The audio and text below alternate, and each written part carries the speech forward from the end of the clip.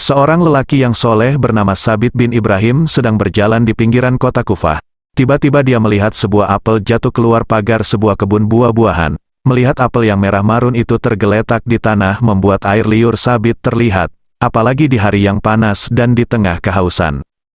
Maka tanpa berpikir panjang dipungut dan dimakanlah buah apel yang lezat itu. Akan tetapi baru setengahnya dimakan dia teringat bahwa buah itu bukan miliknya dan dia belum mendapat izin pemiliknya. Maka ia segera pergi ke dalam kebun buah-buahan itu hendak menemui pemiliknya agar meminta dihalalkan buah yang telah dimakannya. Di kebun itu ia bertemu dengan seorang lelaki. Maka langsung saja dia berkata, "Aku sudah makan setengah dari buah apel ini. Aku berharap Anda menghalalkannya." Orang itu menjawab, "Aku bukan pemilik kebun ini. Aku hadamnya yang ditugaskan menjaga dan mengurus kebunnya." Dengan nada menyesal Sabit bertanya lagi, "Di mana rumah pemiliknya? Aku akan menemuinya dan minta agar dihalalkan apel yang telah kumakan ini." Pengurus kebun itu memberitahukan, "Jika engkau ingin pergi ke sana maka engkau harus menempuh perjalanan sehari semalam." Sabit bin Ibrahim bertekad akan pergi menemui si pemilik kebun itu. Katanya kepada orang tua itu, "Tidak apa-apa, aku akan tetap pergi menemuinya. Meskipun rumahnya jauh, aku telah memakan apel yang tidak halal bagiku karena tanpa izin pemiliknya. Bukankah Rasulullah Shallallahu Alaihi Wasallam sudah memperingatkan kita melalui sabdanya, siapa yang tubuhnya tumbuh dari yang haram, maka ia lebih layak menjadi umpan api neraka." Sabit pergi juga ke rumah pemilik kebun itu, dan setiba di sana dia langsung mengetuk pintu.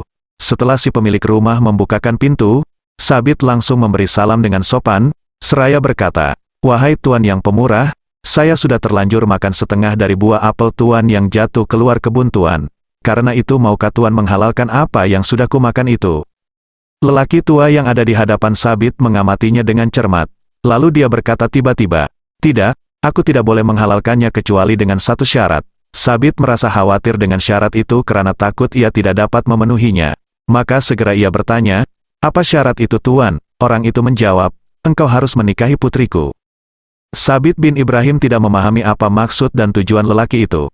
Maka dia berkata, "Apakah karena hanya aku makan setengah buah apelmu yang keluar dari kebunmu, aku harus menikahi putrimu?" Tetapi pemilik kebun itu tidak memperdulikan pertanyaan Sabit. Ia malah menambahkan, katanya, "Sebelum pernikahan dimulai engkau harus tahu dulu kekurangan-kekurangan putriku itu. Dia seorang yang buta, bisu, dan tuli. Lebih dari itu ia juga seorang yang lumpuh." Sabit amat terkejut dengan keterangan si pemilik kebun. Dia berpikir dalam hatinya, apakah perempuan seperti itu patut dia persunting sebagai istri gara-gara setengah buah apel yang tidak dihalalkan kepadanya? Kemudian pemilik kebun itu menyatakan lagi, "Selain syarat itu aku tidak boleh menghalalkan apa yang telah kau makan." Namun Sabit kemudian menjawab dengan mantap, "Aku akan menerima pinangannya dan perkawinannya. Aku telah bertekad akan mengadakan transaksi dengan Allah Rabbul Alamin. Untuk itu aku akan memenuhi kewajiban-kewajiban dan hak-hakku kepadanya karena aku amat berharap Allah selalu meridaiku dan mudah-mudahan aku dapat meningkatkan kebaikan-kebaikanku di sisi Allah Ta'ala." Maka pernikahan pun dilaksanakan. Pemilik kebun itu menghadirkan dua saksi yang akan menyaksikan akad nikah mereka. Sesudah perkawinan selesai, Sabit dipersilakan masuk menemui istrinya. Sewaktu Sabit hendak masuk kamar pengantin, dia berpikir akan tetap mengucapkan salam walaupun istrinya tuli dan bisu. Karena bukankah malaikat Allah yang berada dalam rumahnya tentu tidak tuli dan bisu juga. Maka ia pun mengucapkan salam, "Assalamualaikum." Tak disangka sama sekali wanita yang ada di hadapannya dan kini resmi jadi istrinya itu menjawab salamnya dengan baik. Ketika Sabit masuk hendak menghampiri wanita itu, dia mengulurkan tangan untuk menyambut tangannya. Sekali lagi Sabit terkejut karena wanita yang kini menjadi istrinya itu menyambut uluran tangannya. Sabit sempat terhentak menyaksikan kenyataan ini. Kata ayahnya dia wanita tuli dan bisu tetapi ternyata dia menyambut salamnya dengan baik. Jika demikian berarti wanita yang ada di hadapanku ini dapat mendengar dan tidak bisu. Ayahnya juga mengatakan bahwa dia buta dan lumpuh tetapi ternyata dia menyambut kedatanganku dengan ramah dan mengulurkan tangan dengan mesra pula, kata Sabit dalam hatinya. Sabit berpikir, mengapa ayahnya menyampaikan berita-berita yang bertentangan dengan yang sebenarnya? Setelah Sabit duduk di samping istrinya, dia bertanya, "Ayahmu mengatakan kepadaku bahwa engkau buta.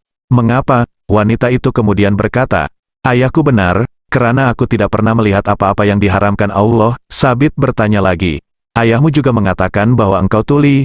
Mengapa?" Wanita itu menjawab, Ayahku benar, karena aku tidak pernah mahu mendengar berita dan cerita orang yang tidak membuat ridha Allah. Ayahku juga mengatakan kepadamu bahwa aku bisu dan lumpuh. Bukan, tanya wanita itu kepada Sabit yang kini sah menjadi suaminya. Sabit mengangguk perlahan mengiyakan pertanyaan istrinya. Selanjutnya wanita itu berkata, aku dikatakan bisu karena dalam banyak hal aku hanya menggunakan lidahku untuk menyebut asma Allah Ta'ala saja. Aku juga dikatakan lumpuh karena kakiku tidak pernah pergi ke tempat-tempat yang akan menimbulkan kegusaran Allah Ta'ala. Sabit amat bahagia mendapatkan istri yang ternyata amat soleh dan wanita yang memelihara dirinya. Dengan bangga ia berkata tentang istrinya, ketika kulihat wajahnya, subhanallah, dia bagaikan bulan purnama di malam yang gelap. Sabit dan istrinya yang solihah dan cantik itu hidup rukun dan berbahagia. Tidak lama kemudian mereka dikurniakan seorang putra yang ilmunya memancarkan hikmah ke seluruh penjuru dunia. Beliau adalah Al-Imam Abu Hanifah An-Nu'man bin Sabit.